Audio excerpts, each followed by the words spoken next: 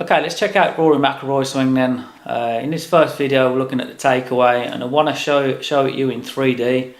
This is the most accurate information you're going to get on the planet. This is the best system in the world as well. It's got the world's best players in here, it's got thousands of amateur golfers, and I'm able to just give you the information over a lot more accurate than ever before. So we're looking at the takeaway to begin with, and we're looking at some key points that you need to work on, and then we're going to go outside and I'm going to show you how to do it. And then I'm going to show you how the swing trainers are going to help you with the timing of your movements as well. So it's really important to understand the swing, have a concept of what you're trying to do, because then you're going to play better golf. Right, so the first thing we're going to look at is this number here, which is on 0. This is pelvis sway. Okay, here's the center of the pelvis, so it's perfectly centered at the moment. When Rory takes the club away from the ball, what we're going to see is that number start to increase a little bit, because he does shift off the ball laterally a little bit. So he's moving sideways towards his right side this way. Okay, so the maximum he moves is 1.6 inches, and that's tiny. I mean, that's like that probably. So what's interesting now, as he continues to take the club back, bear in mind he's only probably took it back about a foot or foot and a half, is that number reduces. So now it's going to start to come down. So that means that the pelvis is now moving back towards where it started, or back towards the target. So this is really important, because a lot of you will know tend to sway off the ball too much. I mean, look at that, he's just past halfway and he's getting back, it's getting closer to where it started. So that's the first thing that you got to do. You got to try and stay centered as you swing back. Secondly, as you start swinging the club back, it's really important that your left shoulder turns down towards the ground, because what that's going to do, that's going to help you maintain your spine angle. Right, here's your spine angle, and because we're hitting the ball down on the ground, we need to make sure the shoulders turn at an angle. So that left shoulder has to turn and point down towards the ground as you take the club away from the ball. These are key things that you got to get right, and you should get yourself a video app as well, because looking from this point here, you want to draw a little line on the leading edge of your golf club there, and then one on your spine, because they should be parallel. We're looking for the leading edge of your golf club to be parallel to your spine, and then you can see how your shoulders pretty much turn at 90 degrees to your spine. So it's really important to get, the video app so you can check out these positions. A lot of you make a big mistake going back of turning your shoulders too level with the ground. So basically what happens is your shoulders, instead of sort of being here at this angle, will turn to level, and then that's going to raise your spine angle up, and then you're going to be out of position. So those are key things to look at on your takeaway. What's interesting, when we look back from face on, when the shoulders turn down to the ground, it does have an effect on your spine. So this is interesting here. If we look at the spine angle, it's 89.8 degrees. I know a lot of you will tend to lean back a lot more than that, because your right hand's below your left shoulder's higher than your right. You tend to sort of exaggerate your spine tilt on your setup, so you'll be a little bit too far back. But as you can see with Rory, that's not the case. The spine angle there is pretty much vertical. And what's interesting is he takes the club into the backswing. When he makes that little shift off the ball, that little 1.6 inch shift, his spine angle does increase a little bit just away from the target. So it does tilt away a little bit more, but it's only 1 degree, it's not a lot. But once he's finished that shift off the ball, you'll notice how his spine is now coming back the other way. So his spine angle is actually now tilting towards the target. Now this is a really important part to get right, because it will make you strike the ball so much better, so much more solid. Your spine angle tilts towards the target as you go into your backswing. And again, I know you've been told the opposite, you got to keep behind the ball and, keep your spine tilted back, but that isn't the case. And I've got a lot of evidence on this system that will show you what you need to be looking to do. And it's easier on your body, it's easier on your swing, you know. If you're not doing these moves, you're gonna, you know, cause injuries, and you're gonna, you know, find it more difficult to swing with efficiency, and that's all we're trying to do, really. So those are the key points that we need to look at in the takeaway, and we'll step outside now so I can go through those. What is the takeaway, and then why is it so important? Well, it's the first stage of the swing, it's the first part, so you've got to get it right, because if you don't get it right to begin with, everything else is just going to be a mess from that point on. So really in the takeaway, what we're trying to do is create width, which is really trying to get this club head as far away from our body as possible. We really want to stretch that club out on the way back, nice and wide, because that's going to help you generate a lot more club head speed. Because basically the backswing, the way it works is we go back wide and then we come in narrow. It's like a bit of a whipping action, you know, you're stretching that whip out and then you're pulling it in tight. So we need width on the way back. So to do that, when you set up, a good feeling to get is when you take the club away from the ball, you almost want to feel the grip end of the club moving first. So if you watch how I do this, and you see this with a lot of the old school players, you know, your Palmers, your Nicholases, people like that, you know, they were great swingers of the club. So, but you see even with like Bryson DeChambeau today, you can almost see how the grip end of the club there goes back first, so that the club head is lagging behind the hands as you take it away. Now that does a couple of things. One, it creates a tremendous amount of width. You can see how both arms are nice and straight there. Two, actually there's three things. Two, it's keeping that club face square as I go back. I know a lot of you, when you take the club away, will tend to fan it open and cup the wrist here and get very narrow. So it's keeping that club face square. And then three, it's stopping you from whipping it inside. So a lot of you, when you sort of brush the club back with the hands and arms, you get stuck around here somewhere, then start coming over the top. So it's really a 3-in-1. You get in the width, you get in the square face, or if anything that's a little bit closed, and then you're taking it back on a nice line. Because when you get halfway back, you really want to try and have the club head there just a little bit in front of your hands. Okay, we don't want to get it too far behind. And then the leading edge there, you can see that's at a slight angle. It's not quite 90 degrees, slight angle. And then the shaft there, pretty much parallel with my feet. So that is the takeaway, nice and wide. When you do it, you want to stay dead centered. Okay, so I see a lot of you when you swing back, is you tend to shift off the ball too much. So your head, your spine needs to stay very centered when you go back. Best thing to do, I've got my mirror here, I've got the frame down the middle. What I tend to do is I sort of set up with the frame in the center of my chest, and then as I'm looking in that mirror, I really want to try and just pivot around that point. So as I get to the top of the swing, I feel like I've stayed centered. If anything, I feel like I'm moving slightly forward of the frame there. So it looks like this. So it feels like my upper body's actually moving to the target a little bit. This is something I picked up out of gears as well.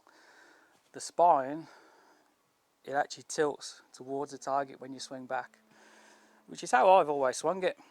And that's when I've struck the ball the best. So as I go back, I feel like my spine is actually going from starting vertically, but then it's actually tipping slightly towards the target on the way back. I know a lot of you have been told to, you know, get it set up behind the ball and maintain that, but it's not right. When you look at the evidence that I've got, it's completely wrong, and I believe that's why a lot of people are really struggling with the game.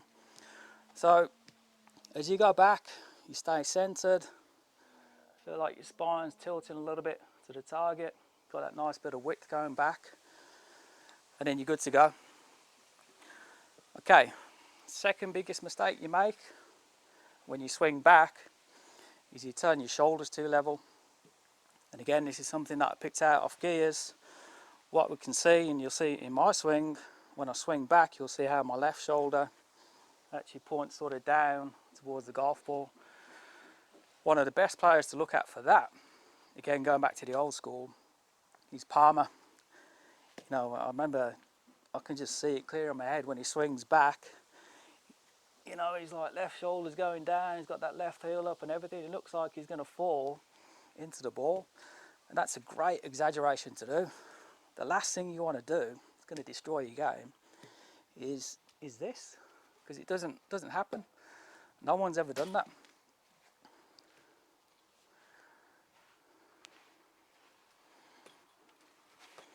No one's ever done it.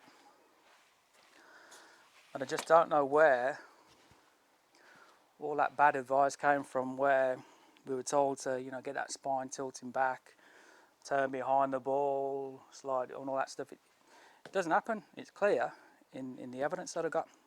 So you stay centered, use your mirror, chest in the center of the frame on the mirror, and then you turn, left shoulder down.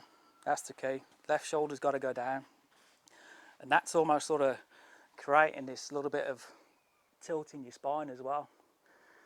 And it also, the important thing, what it does, it helps you maintain your spine angle. So you can see my back here when I set up there. You know, look at my posture video, the earlier videos. As my left shoulder drops down, my spine tilts to the target. You'll see how my spine angle is maintained. And that's exactly what you want. If you want to hit that ball solid at the centre of the club face over and over again, you've got to maintain that spine angle. So many of you, because you're trying to get such a big shoulder turn, you end up turning the shoulders really level. So from there you've got to correct yourself and come back down over the top on the ball. So I remember seeing quite a few images of McIlroy on the range. He's got like a 8-iron in his hand. He'll get it on his shoulders, across his chest like that. And then what you'll see when he does his turn, unlike what you probably do and you see your friends doing, is he actually sort of does this. So you can see how the grip end of the club is actually pointing down to the ground. Now what do you see everyone doing on the driving range? And you probably do it yourself. You see everyone like doing this sort of stuff up here. You're not hitting the ball up here, you're hitting down here. Okay, the level shoulder turn might be great if you got something like this. You got a ball coming in chest height. Yeah, you're going to turn your shoulders level, but the ball's on the floor. So in order to hit that ball properly, the shoulders need to be turning more down towards the ground. And that's such an important thing to do. You know, what I've really learnt from gears is that spine tilt to the target, you know, which everybody will hate to hear, I know, but it's basically reverse pivot. That's what we used to call it. Everyone said, oh, you know, got to get rid of that reverse pivot, but today they've called it something else. It's called spine tilt. And in my opinion, spine tilt is a cover-up for reverse pivot. Spine tilt is accepted, whereas reverse pivot, which is really the same thing, isn't. So these are the key things. We stay centered as we go back. Move the handle first. So the club head lags behind the hands. We don't want that club head passing the hands too soon. Everything gets very narrow, everything gets inside here. So we want that width. So as I'm dragging that handle back, my shoulders, okay, look at it like this. I want to create that movement. So I see that left shoulder go down, right shoulder goes up, back and behind my head. This is the move.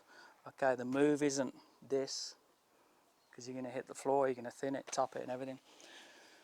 That's the move, that's the feeling.